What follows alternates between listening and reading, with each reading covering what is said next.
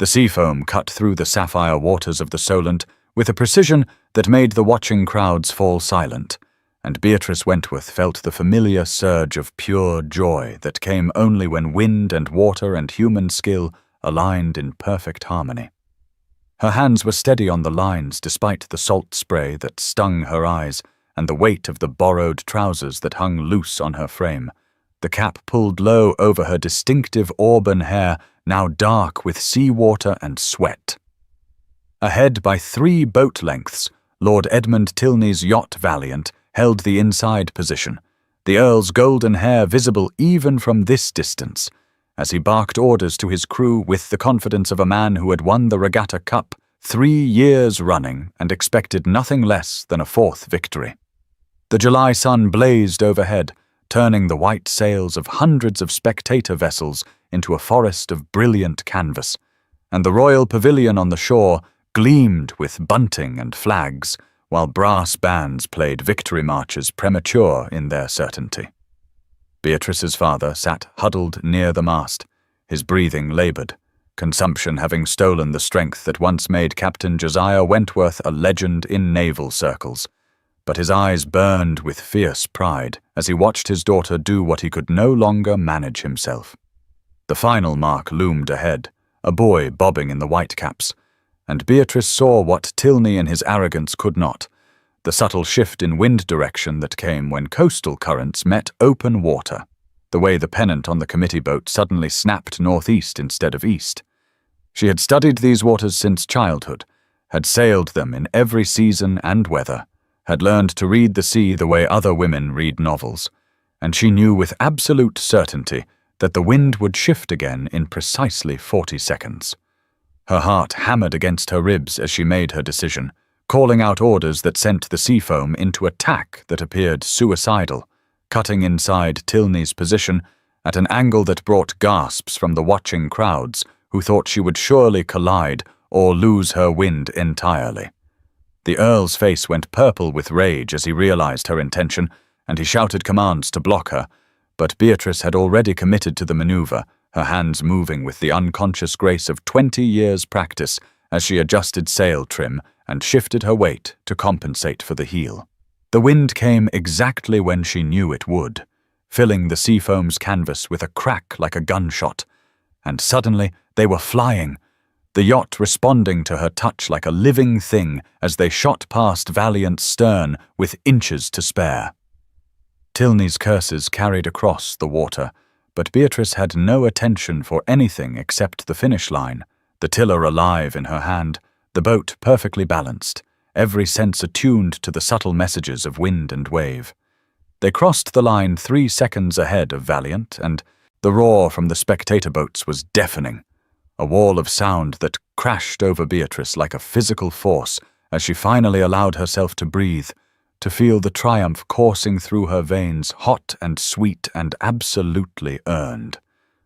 Her cap flew off in that moment of victory, caught by a gust of wind, and her auburn hair tumbled free in a cascade that caught the sunlight, and the roar of celebration transformed in an instant to a susurrus of shock that rippled through the assembled crowds like wind through grass.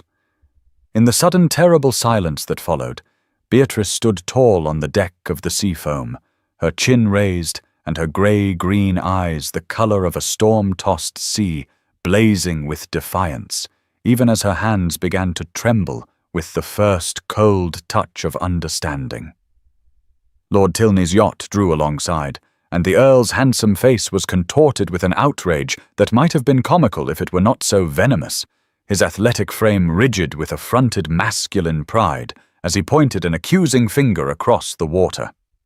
The committee boat approached with flags flying, and Chairman Whitmore stood at the bow with an expression of scandalized horror, his portly frame quivering with indignation as he surveyed the scene before him.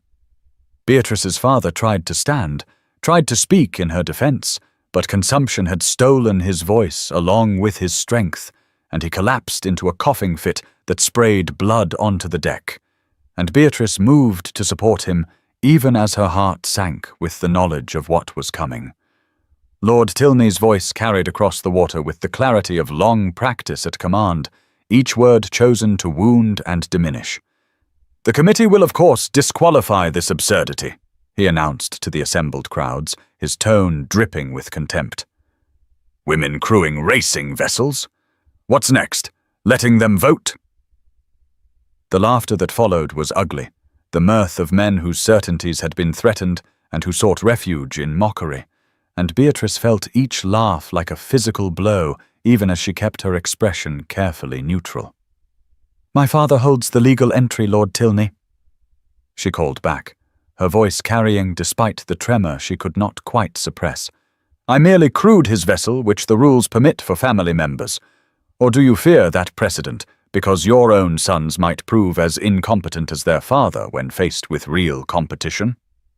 The gasps at her audacity were gratifying for perhaps 3 seconds before Chairman Whitmore's pronouncement fell like an executioner's blade. "Miss Wentworth," he intoned with the gravity of a judge passing sentence, "your presence on that vessel has brought disgrace to this noble sport. The victory is awarded to Lord Tilney, and you and your father are banned from future regattas." The words hung in the air like smoke, and Beatrice felt the injustice of it burning in her throat, choking her more effectively than any hand around her neck. In the royal pavilion, standing apart from the laughing crowds, Sebastian Fairfax lowered his brass telescope slowly, his dark eyes thoughtful as they tracked the young woman who stood so defiantly on the deck of the Seafoam, despite the humiliation raining down upon her. "Extraordinary," he murmured to his companion, a statement rather than a question. "Did you see that final tack, Alistair? That was not luck. That was mastery." His companion, Lord Alistair Morland, shrugged with the indifference of a man who cared little for sailing and less for social controversy. "The committee seems ready to forget it entirely." "Your Grace," he observed, but Sebastian continued to watch through his telescope as Beatrice helped her father below decks, her movements gentle despite the rigid control in her spine, the way she held her head high even as the crowd's laughter followed her like a curse. The afternoon sun continued to blaze with indifferent brilliance, turning the Solent into a field of diamonds, and the brass bands struck up a triumphant march as Lord Tilney accepted the regatta cup with a smile that did not quite reach his eyes, and all around them England's elite sipped champagne and agreed that really the Wentworth girl had gotten exactly what she deserved for presuming to compete in a gentleman's sport.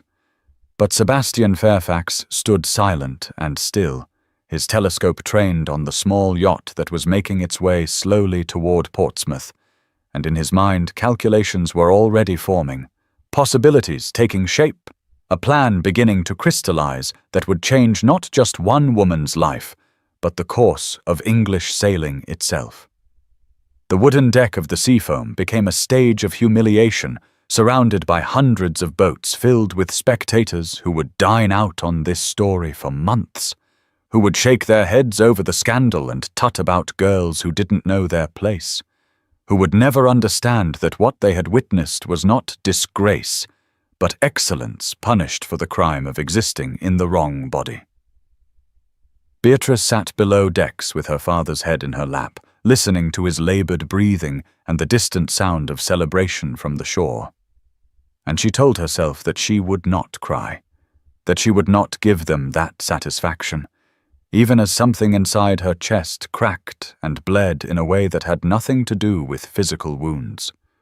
The salt spray on her face mingled with tears she would never acknowledge, and her grey-green eyes stared unseeing at the cabin wall while her mind replayed that perfect tack, that moment of absolute mastery, that victory that would be forever erased from the record books as though it had never happened at all. 3 weeks after the regatta, Beatrice Wentworth stood alone on the cold beach at Portsmouth and wondered if skill without opportunity was worse than having no skill at all, her words lost in the wind that whipped her cloak around her legs and stung her face with salt spray. What use is skill if the world will never permit you to exercise it? She whispered to the empty shore, her voice bitter with a resignation that had settled into her bones like winter damp. I might as well have been born without hands. The cottage she returned to each morning was modest, but filled with the remnants of her father's naval career, charts covering walls that had once been papered with flowers, a brass chronometer on the mantel that no longer kept time, coils of rope in corners, and the smell of canvas and tar that no amount of airing could quite dispel. Captain Josiah Wentworth lay in his bed most days now, the consumption that had been merely troublesome before the regatta having accelerated into something far more sinister, his coughing fits leaving bloody handkerchiefs that Beatrice washed in secret so he would not see the evidence of his own decline. They had sold his collection of naval instruments the week before, the sextants and telescopes and compasses that had guided him through decades of service now converted to coins that would pay the apothecary and the butcher and buy them perhaps another month before harder decisions had to be made. The gossip columns had been merciless in their coverage, each new edition bringing fresh humiliation. The sailing spinster, one had dubbed her, while another preferred the Wentworth embarrassment, and the articles that followed dissected every aspect of her character and her history with the gleeful cruelty of society protecting its boundaries.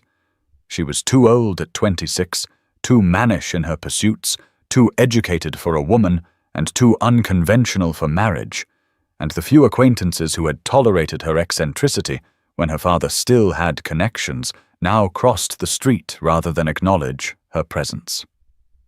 Beatrice spent her days in a routine that felt like slow drowning, caring for her father through his worst hours, preparing meals from increasingly meager supplies, and taking long, solitary walks on the beach when the grey skies and cold wind matched the desolation in her heart. Only at dawn did she allow herself the one indulgence she could not surrender, sailing their small day boat Persephone alone when the world still slept and no one could witness her defiance of propriety, the tiller in her hand the only thing that made her feel remotely human. Her mother had died when Beatrice was 4, a memory so distant it felt more like a dream than reality, and Captain Wentworth had looked at his tiny daughter and made a decision that would shape both their lives.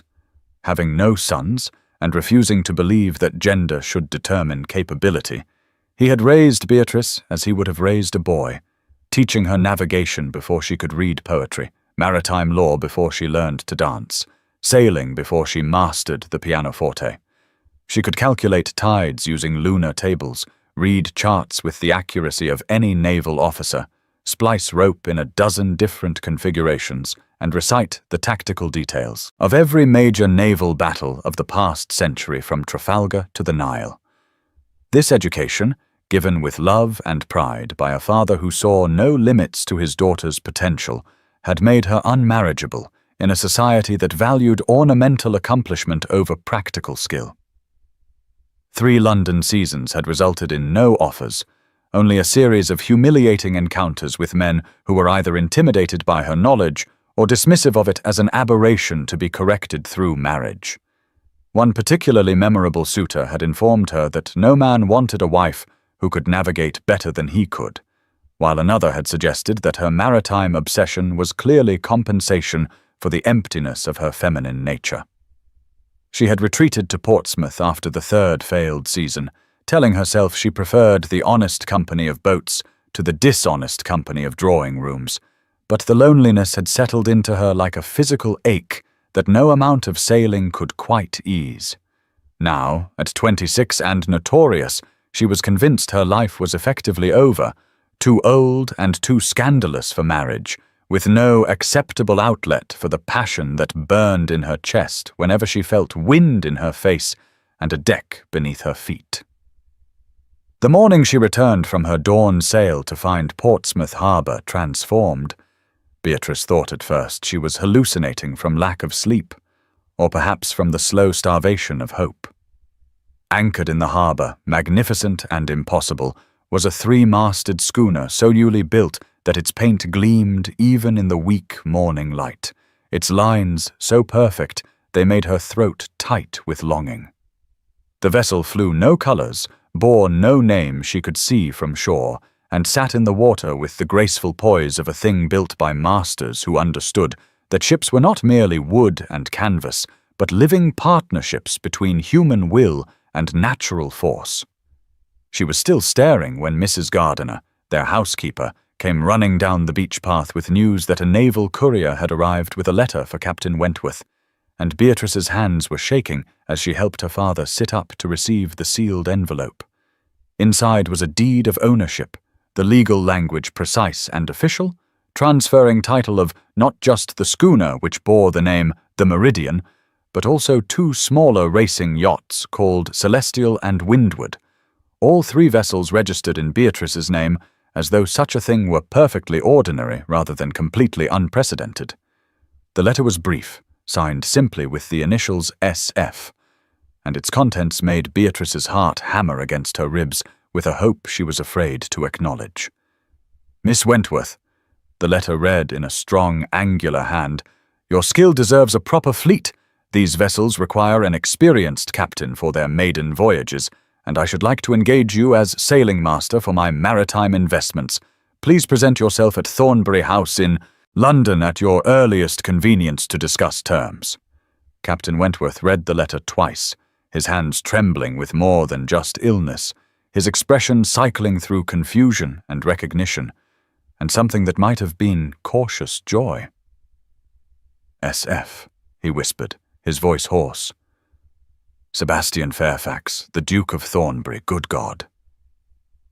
Beatrice felt the room tilt slightly, the impossibility of a duke sending ships to a disgraced spinster too enormous to process.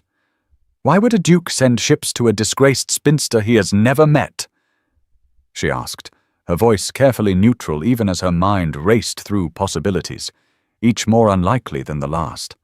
Her father looked at her with eyes that had seen too much of the world's cruelty to be easily deceived by apparent generosity.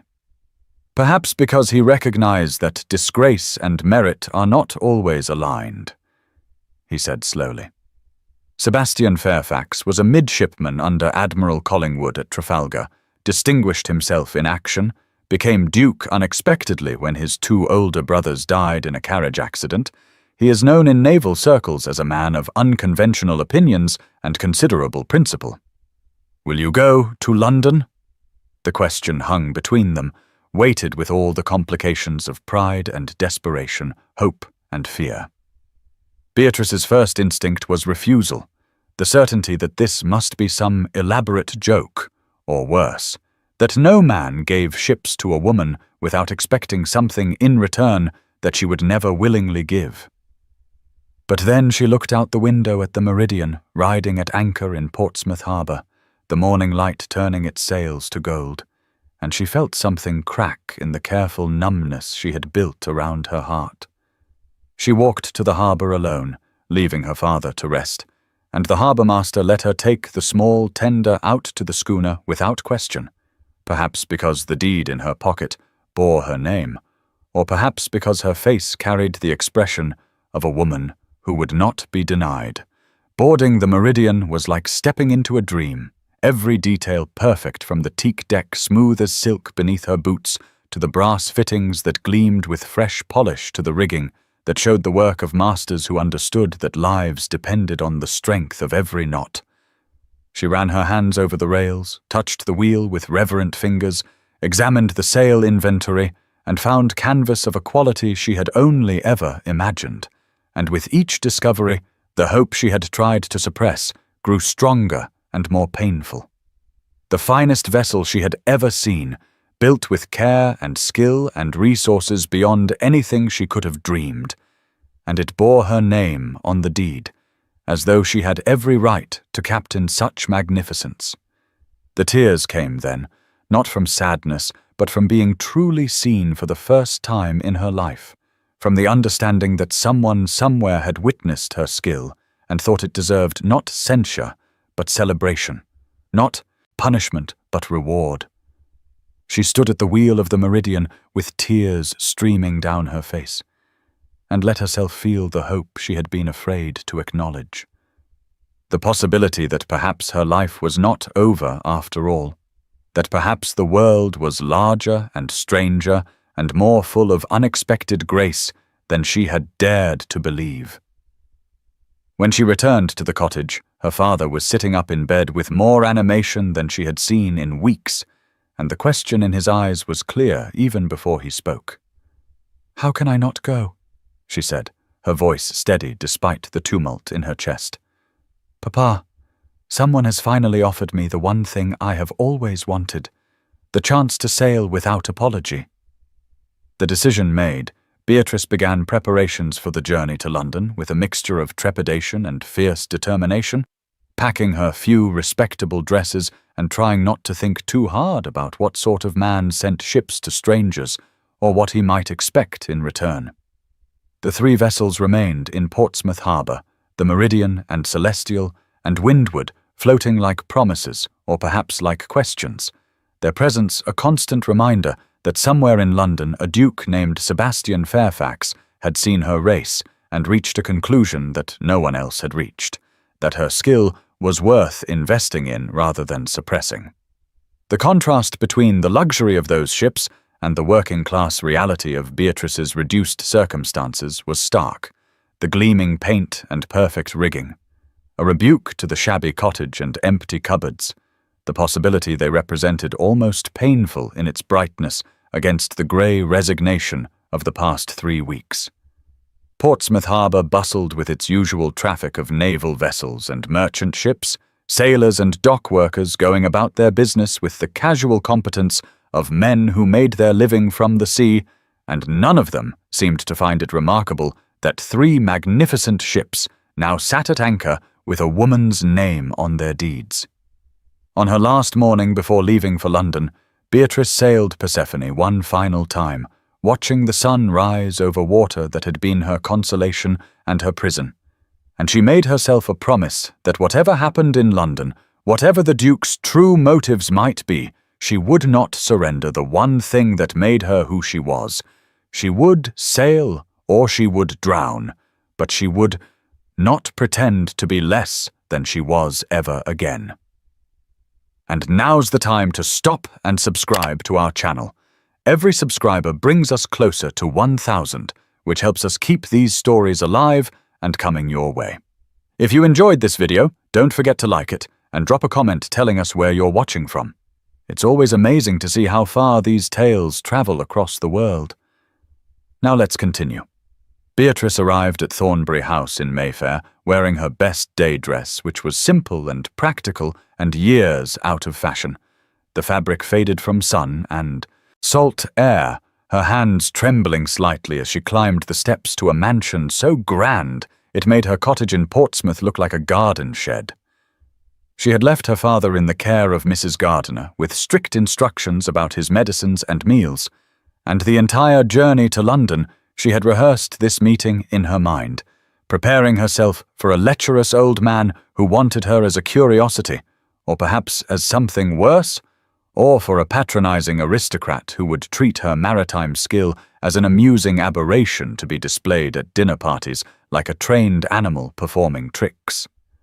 The butler who answered her knock looked at her worn dress with an expression that managed to convey both professional neutrality and subtle disdain. But he showed her inside without comment, leading her through corridors decorated with paintings worth more than she would earn in a lifetime, past drawing rooms filled with furniture so delicate it seemed designed to discourage actual use. She was prepared for ostentation, for the sort of masculine showmanship that proclaimed wealth and power through excess. But when the butler opened the library door, Beatrice stopped so abruptly she nearly stumbled, her breath catching in her throat at a sight that made every preconception dissolve like morning mist. The library was not what she expected, not a collection of leather-bound volumes purchased by the yard to impress visitors, but a working archive of maritime knowledge that spoke of genuine passion and decades of study. Original charts from Cook's voyages hung framed on walls of dark wood paneling. Ship models from every era of naval history occupied every surface from medieval cogs to modern frigates. Maritime instruments gleamed in glass cases. A full wall of naval histories arranged not alphabetically, but chronologically, showing a mind that thought in terms of evolution and progression. The scent of leather and beeswax filled the air.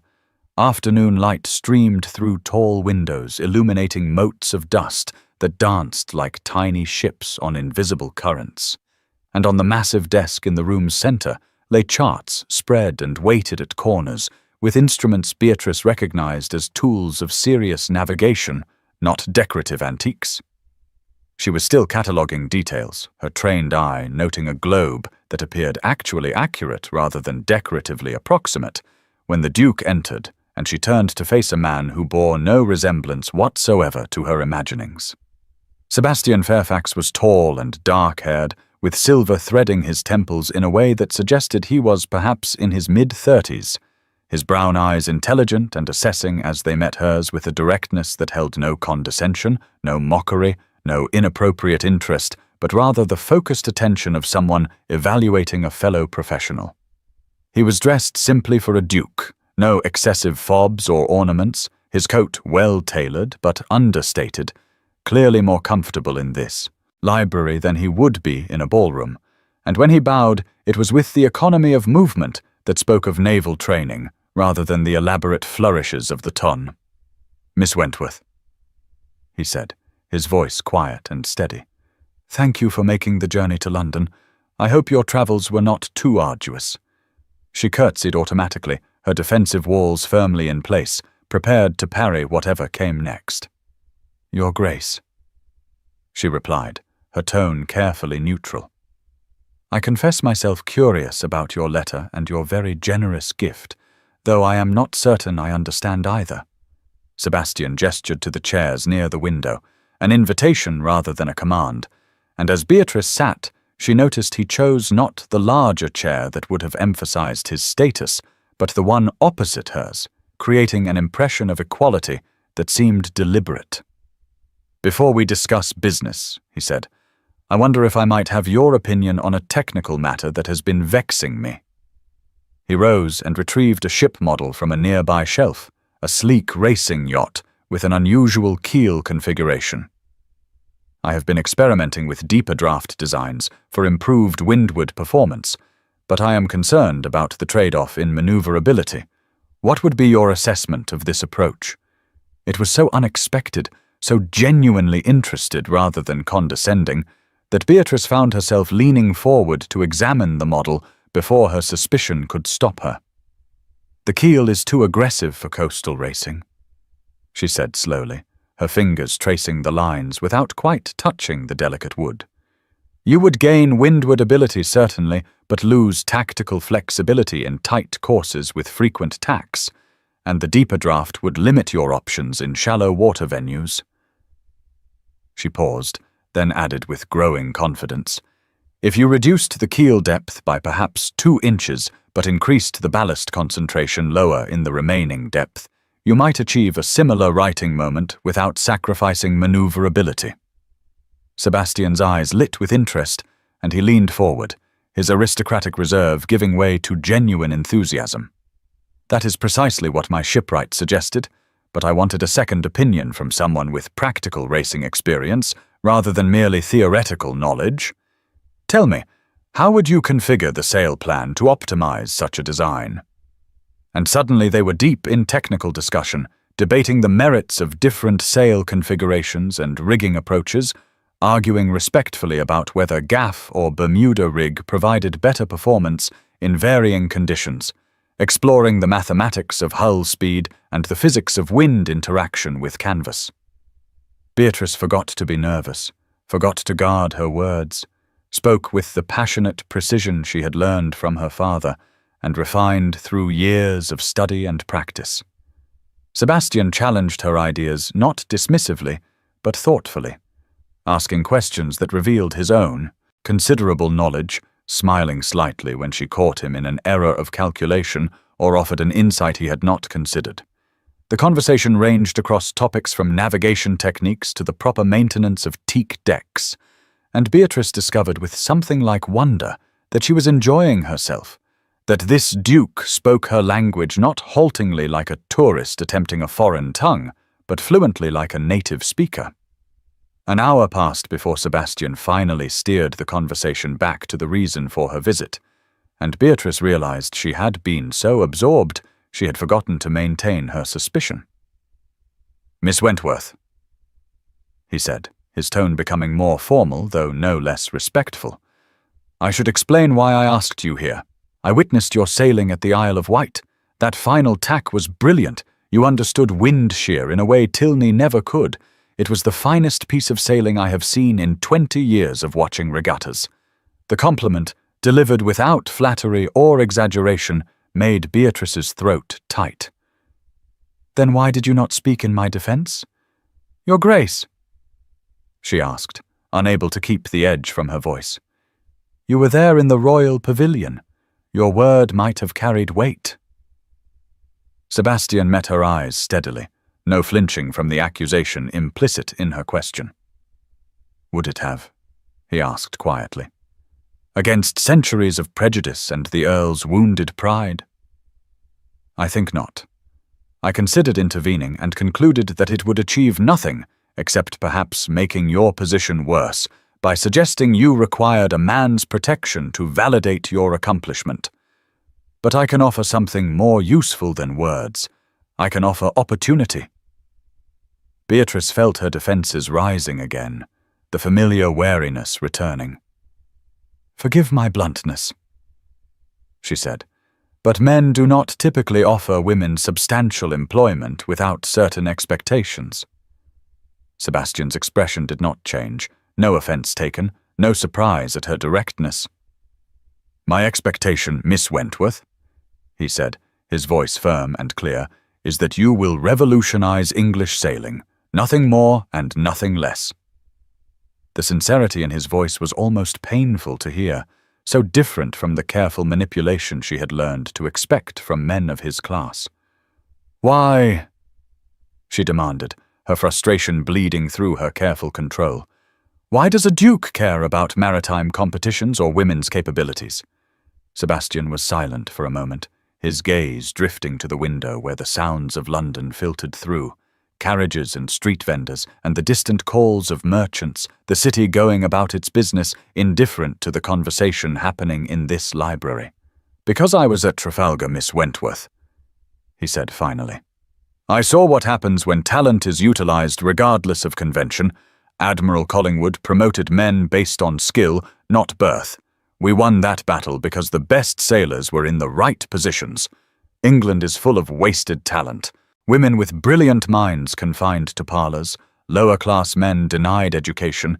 It is not just unjust, it is strategically foolish." He turned back to face her, his brown eyes serious. "I want to sponsor a series of private races and maritime competitions, open to skilled sailors regardless of gender, with substantial prizes. I need someone to design the courses, judge the competitions, captain demonstration voyages. I am offering you not charity, but employment as my maritime consultant and captain of my racing fleet." The salary he named made Beatrice's heart stutter. It was more than her father had earned in his best years, enough to ensure his comfort and medical care, enough to restore some dignity to their reduced circumstances. "There is one condition," Sebastian continued. "You must stay in London for the season. Be seen in society with my sponsorship. Help me challenge the establishment's views on women's capabilities. Your visibility will be as important as your technical contributions." Beatrice stared at him, torn between pride that wanted to refuse anything resembling charity, practicality that desperately needed the money for her father's care, and an unexpected hope that this could vindicate not just her but every woman told her ambitions were inappropriate. She watched Sebastian carefully for signs of mockery or inappropriate attraction, found neither in his steady gaze, only respect and determination, and something that might have been understanding. The contrast between this masculine intellectual space and the frivolous drawing rooms she associated with aristocracy could not have been more stark. Here was a man who had built a sanctuary for serious thought rather than social performance, and he was offering to share it with her not as a curiosity, but as a colleague. "Your Grace," she said slowly, "I accept your offer, but I must be clear that I will not compromise my principles or my person for any salary however generous. Sebastian smiled then, a full, genuine expression that transformed his serious face. "Miss Wentworth," he said, "I would not respect you half so much if you were willing to compromise either. We have an agreement then. Welcome to the Thornbury Maritime Challenge." And Beatrice felt something unfurl in her chest, fragile and cautious, but unmistakably hope. The possibility that perhaps her life was not the closed circle of diminishing options she had believed, but rather a harbor from which new voyages might yet depart. Over the next 6 weeks, Beatrice became a fixture at the Thornbury shipyards and docks, working alongside Sebastian to prepare for the inaugural Thornbury Maritime Challenge, and she discovered that she possessed 2 entirely separate existences that felt like living 2 different lives in the same body. By day she was Captain Wentworth, respected and consulted, designing racing courses that would test skill rather than mere speed. Inspecting vessels with the critical eye of someone who understood that lives depended on sound construction, conducting trial sails on the Meridian that attracted curious crowds who gathered on the docks to watch a woman command a crew with the casual authority of long practice. The shipyards smelled of fresh timber and tar, the sailmakers' lofts were filled with canvas in every stage of construction, and the River Thames flowed past, carrying traffic that ranged from coal barges to pleasure craft, the great artery of London's commerce, indifferent to the small revolution happening on its banks. Sebastian worked beside her during these days, not above her or separate from her, but truly alongside, his jacket discarded and his sleeves rolled up as he helped measure courses or consulted with shipwrights. And Beatrice found herself relaxing into a partnership that felt natural in a way nothing in her life had felt natural before. But by night, she became someone else entirely. That regatta woman whispered about at balls and dinners, paraded through glittering ballrooms in borrowed silk while aristocrats stared and speculated and passed judgment. Sebastian insisted she appear with him at select social events to build support among progressive aristocrats, and to make her presence normal. And Beatrice understood the strategy even as she hated the execution, each evening an exhausting performance where she must be decorative but not frivolous, knowledgeable but not threatening, accomplished but not arrogant, navigating social currents more treacherous than any she had faced on the water. The Whitmore Ball was particularly opulent, crystal chandeliers casting light that fractured into rainbows, an orchestra playing waltzes that made conversation difficult, hundreds of candles in silver sconces making the air thick and warm, silk and jewels everywhere in a display of wealth that made Beatrice acutely aware of her borrowed finery and provincial origins. Lord Edmund Tilney had begun a calculated campaign to undermine the Thornbury Challenge, spreading rumours that it was an expensive folly to indulge the Duke's eccentric mistress, lobbying to have the events banned from using established maritime venues, and his opposition seemed partly about masculine pride, but also about something more desperate. Whispers suggested he had gambling debts and needed the prize money from regattas he could no longer dominate if women were allowed to compete. During these weeks, Beatrice and Sebastian spent long hours together that extended beyond their professional collaboration, sailing at dawn when the Thames was quiet and the city still sleeping, discussing strategy over dinner at Thornbury House after exhausting days when neither had energy for social performance, their conversations ranging far beyond maritime matters to philosophy and politics and literature. Beatrice discovered that Sebastian read extensively and eclectically, supporting reform causes from abolition of slavery to workers' rights to expanded educational access, and he possessed a dry wit that surprised her into genuine laughter when she least expected it, making observations about the tone's absurdities that were all the funnier for being delivered in his serious manner. Sebastian discovered Beatrice's hidden vulnerabilities beneath her capable exterior, the loneliness that had marked her entire adult life, the grief over her father's declining health that she carried like a weight she could never set down, the deep-seated belief that she would never be truly accepted, no matter how skilled she proved herself. She began to trust him in ways that terrified her, began to look forward to their time together with an anticipation that felt dangerous. But she guarded her heart carefully, because she remained convinced he saw her as an interesting project rather than as a woman, his respect professional rather than personal, his kindness the sort one might show to a promising student or a useful colleague. Sebastian struggled with feelings he had not anticipated and did not know how to express. His attraction to Beatrice's mind deepening into something more complicated and more consuming. But he maintained aristocratic reserve because he feared frightening her away, feared that any hint of romantic interest would make her question whether his professional respect was genuine or merely elaborate seduction. The tension between them grew like a storm building on a clear horizon, invisible to outsiders but palpable to anyone paying attention, and it reached breaking point at the Whitmore ball when Lord Tilney made his move. The Duchess of Whitmore was Sebastian's aunt, a formidable society matron who supported his project with the combination of genuine progressive belief and aristocratic pleasure in scandalizing her peers, and her ball was attended by everyone who mattered in London society, making it the perfect stage for confrontation. Beatrice stood near the refreshment table, trying to look comfortable in a gown of deep blue silk that Sebastian had insisted on providing, when Lord Tilney approached with a smile that did not reach his eyes and a voice pitched to carry to the surrounding guests. "Miss Wentworth," he said with false courtesy, "I have been hearing such remarkable things about your continued sailing activities, quite unprecedented for a lady." Beatrice felt every eye in the vicinity turn toward them, felt the weight of expectation and judgment, and she kept her voice level and dismissive. "Lord Tilney, I need prove nothing to you. Your ego is not my responsibility." His smile sharpened into something more predatory. "Afraid you cannot replicate your singular victory, Miss Wentworth?" he asked, his tone suggesting the answer was obvious.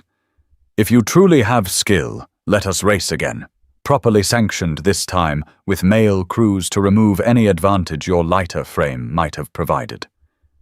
The implication was clear and insulting, that her victory had been due to the vessel's weight distribution rather than her ability. And Beatrice felt rage flood through her hot and clarifying. Before she could respond, before she could tell Tilney exactly what she thought of his insinuations and his masculine insecurity, Sebastian's voice cut through the murmuring crowd. "Gentlemen and ladies," he said with the authority of a duke accustomed to being heard, "I propose we test Lord Tilney's hypothesis under controlled conditions." He stepped forward, placing himself slightly in front of Beatrice in a gesture she recognized immediately as protective, and which made her teeth clench with frustration. "Lord Tilney, I accept on Miss Wentworth's behalf, but with modified terms. You will both sail identical vessels from my fleet with crews of your own choosing. The course will be designed by neutral parties, and the stakes. If Miss Wentworth wins, you will publicly acknowledge her skill and cease your opposition to the Thornbury challenge. If you win, I will dissolve the challenge, and Miss Wentworth will retire from sailing entirely." The crowd gasped at the audacity of the wager, at the stakes that seemed impossibly high, and Beatrice stood frozen in shock and mounting fury as Tilney accepted with obvious satisfaction, and the surrounding aristocrats began talking excitedly about this newest scandal. She waited until Sebastian turned to her with an expression of satisfaction, clearly expecting gratitude or at least agreement, and she met his eyes with a look that made him falter. "The garden?" she said quietly, her voice dangerously controlled. "Now." She turned and walked toward the terrace doors without waiting to see if he followed, knowing he would, needing the privacy to say what she needed to say without an audience of gleeful gossips. The Whitmore garden was moonlit and fragrant with roses, the scent of flowers mixing with the faint river smell that pervaded all of London, and the distant sound of music and laughter from the ballroom made their isolation feel both private and precarious. "How dare you?" Beatrice said the moment they were alone, her voice shaking with rage. "How dare you wager my entire future without consulting me? Am I your employee or your possession, your grace?" Sebastian looked genuinely surprised by her anger, his expression shifting to defensive frustration. "I was defending your honor," he said, as though this explained everything. Beatrice stepped closer, close enough that she had to tilt her head back to maintain eye contact, close enough that the intimacy of their proximity felt almost violent. "I do not need you to defend me," she said fiercely. "I need you to trust me. You claim to value my judgment in maritime matters, yet you make decisions about my life as if I am a child or a fool. But Beatrice, the man was insulting you publicly." Sebastian protested, his own frustration bleeding through his usual control. "What would you have had me do? Stand aside?" "Yes," she said, the word sharp as a blade. "Or ask me what I wanted. You are no different from my father or any other man. You claim to see me as capable, but when it matters, you still treat me as someone to be protected rather than consulted." The accusation hung between them in the moonlit garden, and Sebastian flinched as though she had struck him, his face going still with the expression of someone recognizing an uncomfortable truth.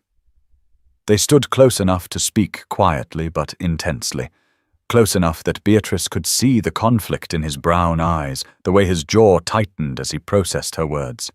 "You are right," he said finally, his voice quiet and stripped of defensiveness. "I apologize. I have become so accustomed to—" He paused, searching for words, "to caring about your well-being that I forgot to respect your autonomy. It will not happen again." The admission surprised Beatrice almost as much as his original presumption had angered her, and she felt some of her fury drain away, leaving behind exhaustion and a dangerous vulnerability. "Why do you care?" she asked, hearing the question beneath the question, needing to understand whether his care was professional or something else entirely. Sebastian met her eyes steadily, and in the moonlight his face was unguarded in a way it never was in ballrooms, or even in the privacy of his library. "Because you are the most remarkable person I have ever met," he said simply. "Because watching you sail is like watching someone speak a language I have spent my whole life trying to learn fluently. Because your mind challenges mine in ways I did not know I needed. Because the thought of you being diminished or silenced makes me want to tear down every structure that would attempt it." He stopped, seeming to realize he had said more than he intended, and Beatrice felt her heart hammering against her ribs with something that might have been hope or might have been terror. "But that does not give me the right to make your choices for you," Sebastian continued, his voice firmer now. "You are correct. I treated you as someone to be protected rather than as the capable professional you are, and I am sorry." Beatrice wanted to stay angry, wanted to hold on to her fury as protection against the feelings his words were stirring in her chest, but she found herself softening despite her best efforts. "I will race Tilney," she said quietly. "Not because you accepted the challenge, but because I choose to, because he needs to be answered, and because other women need to see that we can win even when the odds are deliberately stacked against us." Sebastian nodded, respect and something else warming his expression. "Then we will prepare together," he said, "as partners, with you making the final decisions about strategy and approach." They stood in the moonlit garden with the scent of roses around them and the distant music floating on the night air, and Beatrice realized that something had shifted between them, that the argument had paradoxically brought them closer by forcing honesty neither had been willing to risk before. The intimacy of their anger had cracked open something neither had acknowledged, and as they returned to the ballroom side by side, Beatrice felt the foundation of their partnership transforming into something deeper and more dangerous and infinitely more precious than mere professional respect.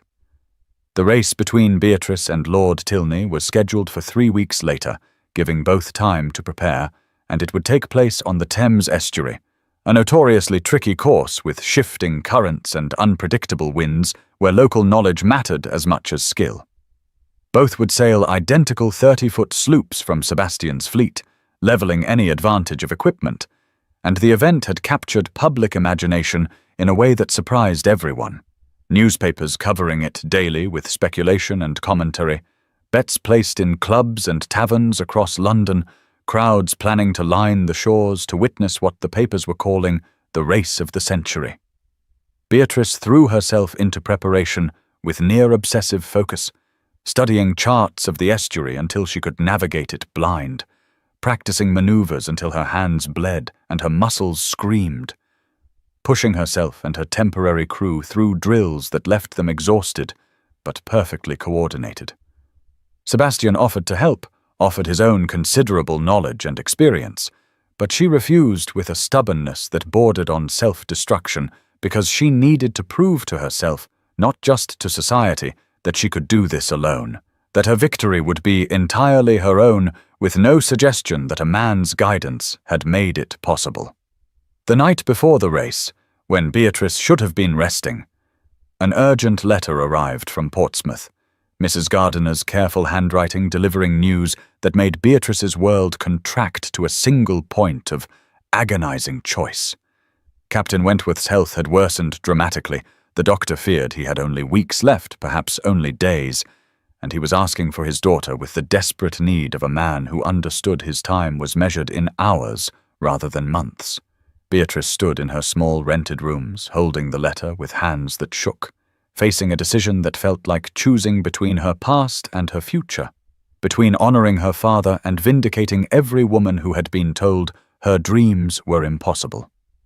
If she forfeited the race to return to Portsmouth, she would be with her father when he died, would hold his hand and ease his passage, but she would also betray everyone who had believed in her, including her father himself, who had raised her to be brave and capable, and who would be devastated to know she had sacrificed her victory for his sake. If she raced and won, but her father died while she was on the water, she would carry that guilt for the rest of her life, would wonder if those final moments of his life had been spent feeling abandoned by the daughter he had loved enough to teach her to sail. She went to Thornbury House late at night, admitted by a surprised butler who recognized the urgency in her face, and she found Sebastian in his library exactly where she had known he would be, surrounded by charts of the racecourse that he had been studying despite her refusal of his help, unable to stop himself from wanting to give her every possible advantage. He looked up when she entered, and his expression shifted immediately from concentration to concern, rising from his desk as she crossed the room with steps that felt unsteady. "I must withdraw from the race," she said without preamble, her voice brittle with control that was fracturing with every word. "My father is dying and I need to be with him. I cannot sail tomorrow." Sebastian moved toward her, and she held up a hand to stop him because if he touched her she would shatter completely. "If I race and he dies while I am on the water, I will never forgive myself." She continued, the words tumbling out faster now. "But if I forfeit, I betray everyone who has believed in me, including him. He raised me to be strong and capable, and now I must choose between being the daughter he needs and being the woman he taught me to be." The tears came then, the accumulated stress and grief overwhelming defenses she had maintained for weeks, and she found herself sobbing with a rawness that terrified her, all her careful control dissolving into pure anguish. Sebastian crossed the distance between them and pulled her into his arms, not asking permission, simply holding her while she broke apart against his chest, his hand steady in her hair, while she cried with the desperation of someone who had held on too long and too tightly. "Then let me tell you what I should have said weeks ago," Sebastian said quietly when her sobs had subsided to ragged breathing. "I love you, Beatrice, not the idea of you, not your skill or your defiance of convention, but you, your stubbornness and your grief and your impossible standards for yourself. I bought those ships because I could not bear the thought of the world silencing you."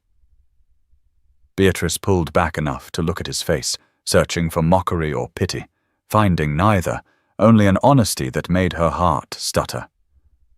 "You love me," she repeated, the words sounding impossible. "But I am not. I am not what a duke should want." "You are exactly what this duke wants," Sebastian said, his brown eyes holding hers with an intensity that left no room for doubt. The question is whether you could want a man foolish enough to wager your future without asking, arrogant enough to think he could protect you from the world's cruelty. "I could want him," Beatrice whispered, feeling something crack open in her chest. "I do want him. God help me, Sebastian. I love you." He kissed her then, with all the pent-up longing of months of restraint, his hands framing her face with a gentleness that contradicted the desperation in his mouth. And Beatrice kissed him back with equal hunger, months of carefully maintained distance dissolving in the heat of finally acknowledged desire. When they broke apart, both breathing hard, Sebastian kept his forehead pressed to hers and spoke with quiet certainty. "Your father would be devastated if you forfeited for his sake," he said. "He raised you to be extraordinary, and he wants to see you vindicated. I will personally ensure he receives the best medical care, and if he is well enough, I will bring him to London to witness your victory. Race tomorrow, Beatrice. Win for him and for yourself, and for every woman who will come after you. And know that whether you win or lose, I will love you exactly the same." The race day arrived with weather so perfect it felt like providence. Clear skies and steady wind, the kind of conditions that rewarded skill rather than luck. And thousands lined the shores of the Thames estuary in a display that rivaled royal occasions. Beatrice and Tilney began evenly matched, both sailing identical sloops with crews they had trained personally, and for the first half of the course they traded positions with the kind of tactical sailing that had the watching experts murmuring appreciation. By the halfway point, Beatrice's superior understanding of estuary currents gave her an advantage. She knew where the water ran fastest and where eddies would slow progress. And she used this knowledge to gain 2 boat lengths on Tilney, who sailed the technically correct line but lacked her intimate familiarity with these particular waters. Then disaster struck with the sharp crack of tearing canvas, her mainsail ripping during a crucial tack, a defect in the fabric that no inspection could have predicted, and suddenly Tilney was pulling ahead while Beatrice's boat wallowed with reduced power. Sebastian watched from a viewing vessel anchored near the course, unable to hide his anxiety despite the company of a dozen aristocrats who had come to witness the spectacle, and when her sail tore, he physically flinched as though feeling the damage in his own body.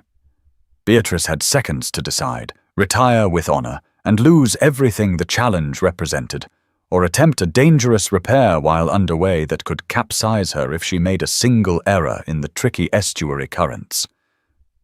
"For Papa," she whispered to herself, as her hands moved with practiced efficiency. For every woman told she could not. For myself, hold together, damn you. In a display of seamanship that stunned the watching crowd into awed silence, she partially lowered the damaged sail while her crew managed the reduced canvas. Then she executed an emergency splice while managing the tiller with her feet in a feat of balance and coordination that should have been impossible, her hands bleeding as rough rope abraded skin already raw from weeks of practice. She hoisted a reduced sail configuration that was unorthodox but functional, a combination of techniques from different sailing traditions that no one watching had seen before, and she lost time, but she did not lose the race. Sebastian watched her repair with pride and love written across his face so clearly that several of his companions exchanged knowing glances, and he did not cheer or call encouragement because he understood she needed to do this alone, needed the victory to be entirely hers. In the final stretch, Beatrice used an aggressive inside line that risked running aground on a sandbar that appeared only at certain tides, a gamble that required precise knowledge of water depth and current speed and absolute faith in her calculations. Tilney saw her intention and tried to match her line, but hesitated at the crucial moment, his nerve failing when he saw how shallow the water ran, and that hesitation cost him the race. Beatrice crossed the finish line 3 boat lengths ahead, with her jury-rigged sail still holding, and the crowd's roar was deafening, a wall of sound that crashed over the estuary like a physical force, thousands of voices raised in appreciation of skill that transcended gender or social convention. She sat alone in her boat for a moment after crossing, overwhelmed by relief and exhaustion, and a completeness that had nothing to do with victory and everything to do with having chosen the hard right thing over the easy wrong thing, having trusted herself and her father's faith in her, even when doubt screamed that she should retreat to safety. Lord Tilney sailed his boat alongside hers, and his handsome face was serious but no longer hostile, his conventional good looks somehow diminished by genuine respect. "Miss Wentworth," he called across the water, his voice carrying clearly in the sudden hush that had fallen over the nearby spectator boats. "You have bested me twice, once with skill and once with courage. I was a fool to oppose you." The public acknowledgment was gracious and began his own redemption, revealing his earlier opposition as insecurity rather than malice, and Beatrice felt something loosen in her chest that she had not known was tight. The finish line chaos gave way to an eerie quiet as officials conferred and spectators waited, and then Sebastian's viewing vessel drew close, and he was there looking at her with eyes that held everything he had confessed the night before, not cheering or congratulating, but simply present, waiting because he knew the first person she would want to see. Beatrice climbed aboard his vessel with hands that were steady despite everything, and Sebastian pulled her into his arms in full view of London society, kissing her with a thoroughness that made several matrons gasp and started a whole new round of gossip. But neither of them cared, because the race had delivered on the title's promise and the emotional climax of the night before had already transformed everything between them. "Your father is here," Sebastian murmured against her hair. "I brought him this morning. He wanted to see you win." And Beatrice turned to find Captain Wentworth wrapped in blankets on the viewing deck, his face gaunt but his eyes bright with pride, and she went to him and knelt beside his chair while he placed a shaking hand on her head in blessing, and she knew that whatever time remained to them would be enough because he had seen her vindicated, had witnessed the world acknowledge what he had always known, that his daughter was extraordinary, and that her gender had never been a limitation except in the minds of small men who feared her competence. Beatrice's victory transformed her from scandal to sensation overnight, newspapers running headlines that proclaimed the captain conquers and Miss Wentworth's triumph, editorial pages that had mocked her weeks before now celebrating her as evidence of English ingenuity and determination. But more significantly than the fickle approval of the press, her demonstration of skill under pressure changed minds in ways that mattered. Women from across England writing letters asking about the Thornbury Maritime Challenge, seeking advice on how they might develop their own sailing skills, telling stories of dreams deferred and ambitions suppressed. Progressive members of Parliament cited her victory in debates about expanding women's educational opportunities, using her emergency sail repair as metaphor for the resourcefulness that would flourish if given proper training and support, and even conservative voices found it difficult to argue against the evidence that competence transcended gender when thousands had witnessed it with their own eyes. A week after the race, the Royal Yacht Club held an emergency meeting to reconsider its policies, and Lord Tilney, honouring his word, spoke in favour of allowing women to compete in sanctioned events, his testimony carrying weight precisely because he had opposed her so vigorously and been proven wrong so publicly. The measure passed narrowly, with votes breaking along generational lines, older members clinging to tradition, while younger sailors recognized that excluding half the population from competition only weakened English maritime excellence. Sebastian used his considerable influence to ensure the Regatta Committee issued a formal apology to Beatrice, and posthumously credited her with the Isle of Wight victory, Tilney's win stricken from the record books and replaced with her name, a correction that felt less like vindication than simple acknowledgement of truth. Meanwhile, Captain Wentworth had been brought to London, where Sebastian's personal physicians tended him with a care and expertise that Beatrice could never have afforded, and his health had stabilized, though he remained weak, his body too damaged by consumption to fully recover, but his mind sharp, and his spirits lifted by witnessing his daughter's triumph. Beatrice divided her time between her father's bedside in the comfortable rooms Sebastian had arranged at Thornbury House and planning the inaugural Thornbury Challenge now scheduled for autumn, and she discovered that success brought its own complications, that being celebrated rather than scorned required different navigation, but was no less exhausting. Sebastian knew he should propose formally, knew that every day he delayed risked losing her to some other man who would recognize her value, but he found himself paralyzed by a terror he had not anticipated and did not know how to overcome. Beatrice had her independence now. The challenge would provide substantial income. She had her ships registered in her own name. Society had accepted her capabilities in ways that meant she would never lack for opportunities or respect. And what could he offer that she could not achieve alone?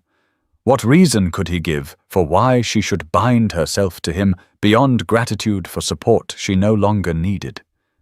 He began to withdraw slightly, trying to give her space to choose her future freely, not wanting to pressure her with his title or his wealth or the debt she might feel she owed him.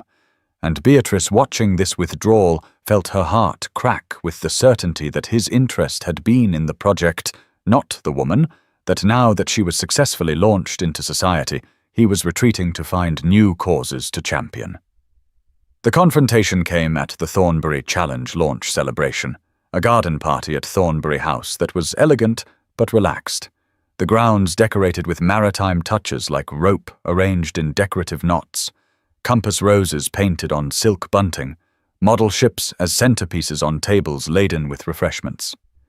The afternoon sunshine was golden and warm, the Thames visible in the distance carrying its usual traffic, and the guests were a carefully curated mixture of maritime enthusiasts and reformers and progressive aristocrats, people who had supported the challenge or been converted by Beatrice's victory. Beatrice wore a new gown of deep blue silk that was simple but elegant, Sebastian's gift that she had almost refused before realizing that accepting it was not surrender but partnership, and she moved through the crowds with a confidence that would have been impossible months before, finally comfortable in her dual identity as sailor and lady. She overheard the conversation by accident, turning a corner in the garden path to find Sebastian speaking with his aunt, the Duchess of Whitmore, in tones too quiet for general hearing, but clear enough for Beatrice hidden behind a hedge of roses. "Sebastian, you must propose before the girl thinks you have lost interest," the Duchess was saying, with the exasperation of a woman watching someone sabotage his own happiness. "She will have suitors now. You saw Lord Morland's attention at dinner last week. If you wait much longer, some other man will recognize Miss Wentworth's value. She deserves to choose her own path, aunt." Sebastian replied, his voice heavy with something that sounded like resignation. "I will not trap her with obligation or gratitude disguised as affection. She has spent her entire life being told what she must do and must be. I will not add my own requirements to that burden." Beatrice felt understanding crash over her like a wave, the sudden clarity that his withdrawal had been respect, not rejection, that he was giving her the freedom to choose rather than assuming she would want what he wanted to offer. She waited until the Duchess had departed with a sound of aristocratic frustration. Then she found Sebastian alone in his library, which had become their emotional sanctuary, the place where they had first connected and first fought and first confessed love. The early evening light slanted through tall windows, the fireplace was lit against autumn chill, and the familiar scent of leather and beeswax wrapped around her like an embrace as she closed the door firmly behind her. "If you love me," she said without preamble, "why will you not ask me to stay?" Sebastian turned from the window where he had been staring at the Thames, his face carefully neutral in the way she had learned meant he was hiding strong emotion. "Because I want you to choose freely," he said quietly. "Because you have options now and opportunities. Because I will not use your gratitude or your practical need for security to bind you to a life you might not want." Beatrice crossed the room to stand directly in front of him, close enough that he had to look at her, close enough that he could not hide behind aristocratic reserve. "You are a fool, Sebastian Fairfax," she said, but her tone was gentle rather than angry. "You think I want freedom from you when what I want is freedom with you. You think you are trapping me when you are the only person who has ever made me feel truly free." "I do not understand," Sebastian said, confusion breaking through his control. Beatrice took a deep breath, and then she did something that would have been unthinkable months before. She dropped to one knee on the library floor in a gesture that inverted every convention she had been raised to honor. "Sebastian Fairfax, you infuriating man," she said, looking up at him with eyes that held no doubt. "You gave me ships, but that is not why I love you. You defended my honor, but that is not why I love you. You believe in my capabilities, but that is not even why I love you." "Then why?" Sebastian asked, his voice rough with emotion he was no longer trying to hide. "Because you are the only person who has ever made me feel that being myself, stubborn and unconventional and obsessed with tides and wind patterns, is not just acceptable, but desirable," she said. "Because when I am with you, I am not performing or proving anything. I am simply enough, because I would rather sail the world with you than achieve every maritime victory alone. Will you marry me?" A footman chose that moment to enter with a tray of drinks, froze in scandalized shock at the sight of a woman proposing to a duke, and retreated so quickly he nearly dropped the entire service. But neither Beatrice nor Sebastian noticed, because Sebastian had pulled her up from her knee and was holding her face in his hands with a tenderness that made her throat tight. "Beatrice, you have been more than enough since the moment you crossed that finish line at the Isle of Wight," he said, his voice breaking slightly. Yes, I will marry you. I want nothing more than to spend my life sailing beside you and arguing about keel design and watching you terrify small-minded men with your competence."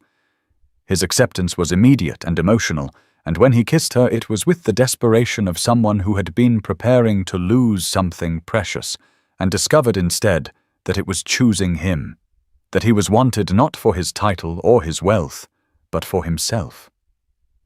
They married quietly 3 weeks later in a small chapel chosen for its intimacy, rather than its grandeur, late summer flowers filling the space with fragrance, and Captain Wentworth walked Beatrice down the aisle with steps that were slow but steady, his pride in her marriage clearly about Sebastian's character, not his title. "I taught you to sail, my dear," he whispered to her before giving her hand to Sebastian. "But you have navigated to a harbor I never could have charted. Be happy." It was his last public appearance, his final gift to his daughter, the sight of her settled and loved and vindicated. And when he died 2 months later, Beatrice grieved deeply, but without regret, because he had seen her triumph and approved her choice and departed, knowing she would be cared for not as a dependent, but as a partner. The ceremony was small but meaningful, attended by the people who had supported them through scandal and opposition, reformed Lord Tilney, who had become an unexpected ally, the progressive aristocrats who had championed the challenge, the sailors who had crewed Beatrice's vessels and learned that a woman's commands were as worthy of respect as any man's, and Sebastian's delighted aunt, who took credit for the entire romance, despite having nearly sabotaged it with her meddling. Beatrice stood beside Sebastian and made her vows with a certainty she had never felt about anything except sailing. And when the vicar pronounced them married, she felt not the loss of independence she had always feared, but rather the gaining of a partner who would sail beside her through whatever waters lay ahead, calm or stormy, charted or unknown. 18 months after their wedding, Beatrice stood at the helm of the Meridian with the wind in her face, and her husband working the sails under her direction, the vessel now refitted as a combination racing yacht and research vessel that reflected their shared passions and complementary skills. She was clearly pregnant, about 6 months along, her belly round beneath the practical sailing dress she had commissioned specifically for this purpose. And Sebastian had finally stopped asking if she should be resting instead of conducting trials for the new keel design she had invented and would be presenting to the Royal Naval Academy the following week. The Thornbury Maritime Challenge had become an annual institution that attracted sailors from across England and even from the continent, and 3 women had competed in the most recent Royal Regatta, with 2 finishing in the top 10, a statistic that made Beatrice smile every time she thought of it, because it meant the world was changing in small but measurable ways. They sailed into Portsmouth Harbour on a morning that sparkled with possibility, the water glittering in sunshine that turned the sails golden. And waiting on the dock were the young women participating in the Wentworth Scholarship Programme, a fund Sebastian had established in Captain Wentworth's memory to provide maritime education to talented girls, regardless of their families' finances. The students were diverse in age and background, some barely 14 and others nearly 20. Some from merchant families and others from working-class households that had scraped together every penny to support their daughters' unusual ambitions, and all of them looked at Beatrice with expressions that mixed awe and hope and determination. She addressed them on the dock with the smell of salt and tar around them and the sound of rigging singing in the wind, telling them her story without softening the difficult parts, the humiliation at the Isle of Wight and the years of being told she was too much, too skilled and too unconventional and too bold for any proper woman.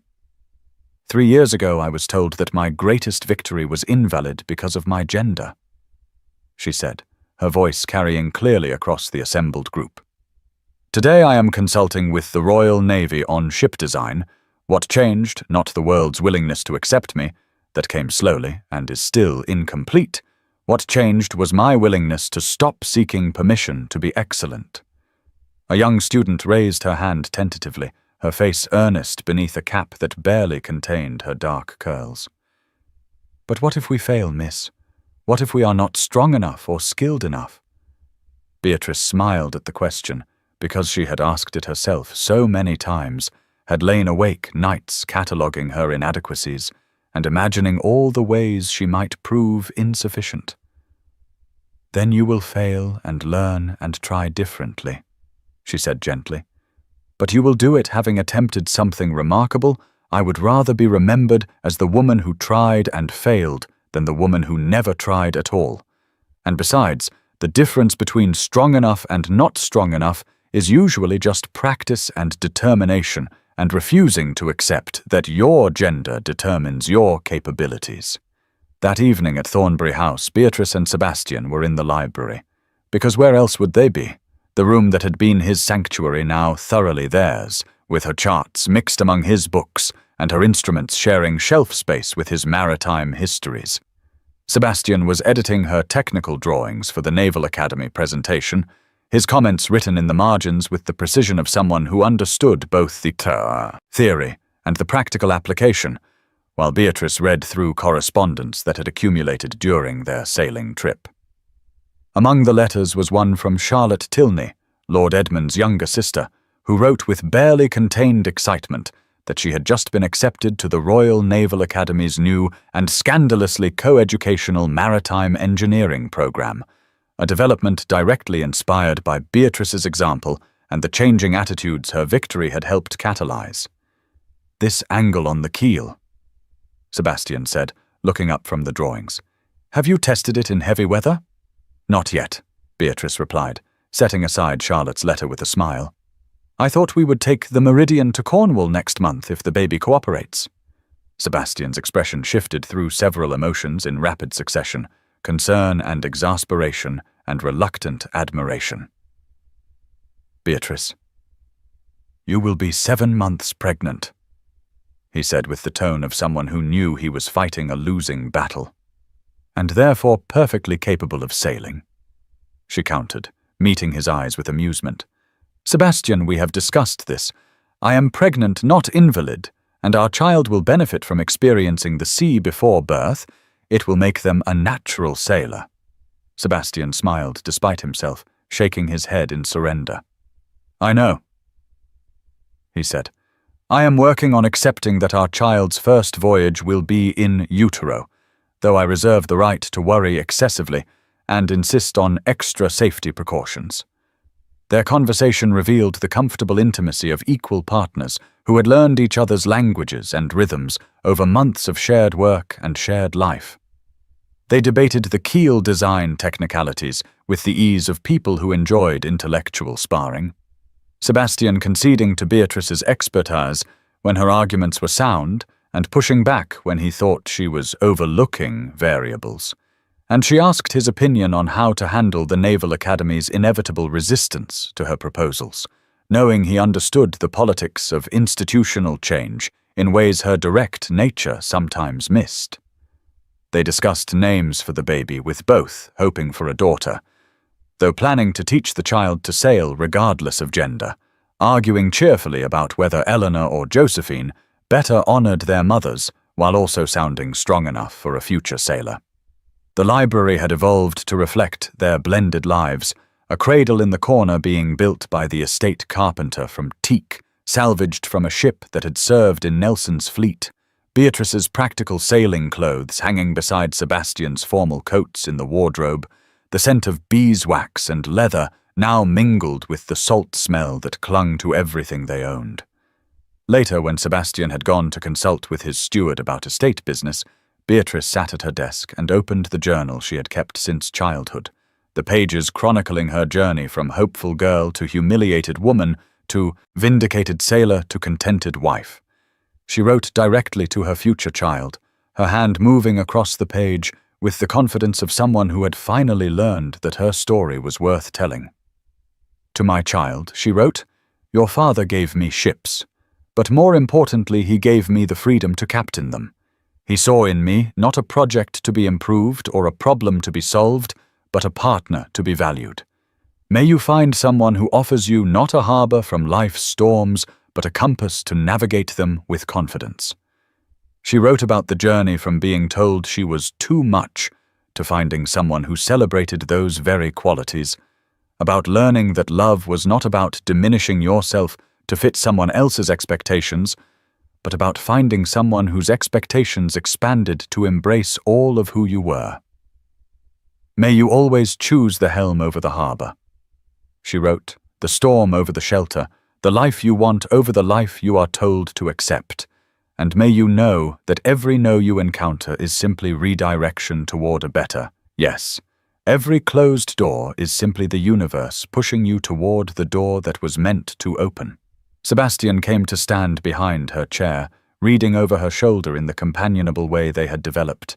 And when she set down her pen, he kissed the top of her head with a tenderness that still made her heart catch after 18 months of marriage. Through the library window, the Thames was visible in the moonlight. Ships at anchor riding the gentle current, the water reflecting stars, and the promise of morning tides and new voyages yet to be undertaken. The city beyond was quiet at this late hour, London settling into sleep while Beatrice and Sebastian remained awake in their sanctuary, planning futures and solving problems, and existing in the comfortable silence of two people who had found in each other not completion because they were already complete, but rather companionship. The joy of sailing through life with someone who understood that the journey mattered more than the destination, and that the best adventures were the ones undertaken together. Beatrice leaned back against Sebastian's chest and felt their child move beneath her hand. A flutter of life that was both promise and responsibility. And she thought about all the young women in the Wentworth Scholarship Program who would sail because she had refused to stop sailing. All the girls who would believe their dreams were possible because she had made her impossible dreams real. The victory at the Thames estuary had been important, but this was the true triumph. The slow, patient work of changing minds and opening opportunities and creating pathways for others to follow. The understanding that her story mattered, not because it was unique, but because it could become less unique with every woman who dared to claim the helm. "Dear listener," the story whispered in the quiet of the library, Perhaps tonight you feel like Beatrice once did, told that your skills are inappropriate and your dreams too ambitious, and your very nature somehow wrong for the life you are meant to lead. The world still whispers that we must choose between being capable and being loved, between excellence and acceptance. But Beatrice's story reminds us that the right person does not ask you to diminish yourself. The right person does not love you despite your strengths, but because of them. Every talent you have been told to hide, and every passion you have been taught to suppress, and every time you have made yourself smaller to fit someone else's expectations. Those are not flaws to be corrected, but gifts waiting for someone with the wisdom to recognize their value. Tonight, as you rest, know this: your unconventional dreams are not obstacles to love, but the very qualities that will draw the right person to you. The rejection you fear or have already experienced is not evidence of your inadequacy, but simply life redirecting you toward someone who can handle the full storm of who you are. Sleep peacefully knowing that somewhere your Sebastian is waiting, not to rescue you but to sail beside you. And when you meet, it will not be because you have changed or compromised who you are, but because you have finally found someone brave enough to love the captain you were always meant to be. May your dreams be filled with fair winds and following seas, and may you wake tomorrow with the courage to captain your own heart, with deepest admiration for your journey. This has been Legends of the Fall.